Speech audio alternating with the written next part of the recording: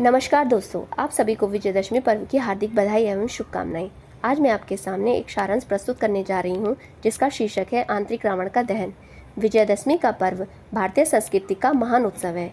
यह केवल रावण के पुतले जलाने की परंपरा नहीं, बल्कि उस गहन सत्य का उद्घोष है कि धर्म और सदाचार सदैव विजयी होते हैं तथा असत्य और अधर्म का अंत निश्चित है। त्रेता युग में मर्यादा पुरुषोत्तम भगवान श्री रामचंद्र जी ने रावण का संहार कर यह सिद्ध कर दिया कि चाहे असत्य कितना ही बलवान क्यों न प्रतीत हो, सत्य की ज्योति के सम्मुख उसका अस्तित्व क्षणभंगुर है।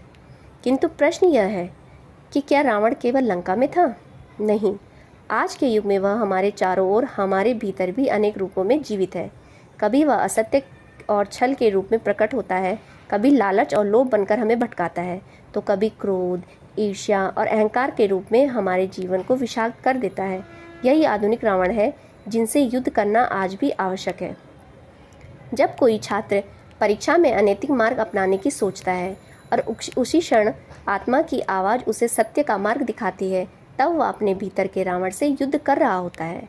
जब किसी कार्यालय में स्वार्थवश असत्य कहने का अवसर आता है और कोई व्यक्ति साहसपूर्वक सत्य को चुनता है, तब वही असली विजयदशमी है। जब हम क्रोध, ईर्ष्या अथवा घृणा पर नियंत्रण कर करुणा, मैत्री, क्षमा का पथ अपनाते हैं, तब हम अपने भीतर के रावण का दहन करते हैं। इस प्रकार विजयदशमी हमें केवल ऐतिहासिक घटना की स्मृति नहीं कराता, वरन यह जीवन का पथ प्रदर्शक बनकर हमें निरंतर प्रेरित करता है।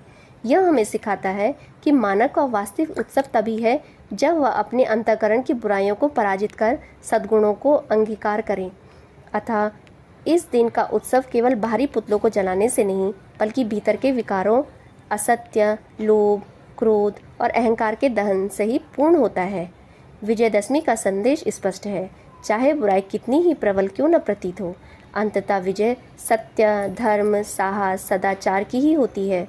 यही पर्व का सार है और यही जीवन का सत्य है। सत्यमेव जयते, सत्य की ही विजय होती है। धन्यवाद।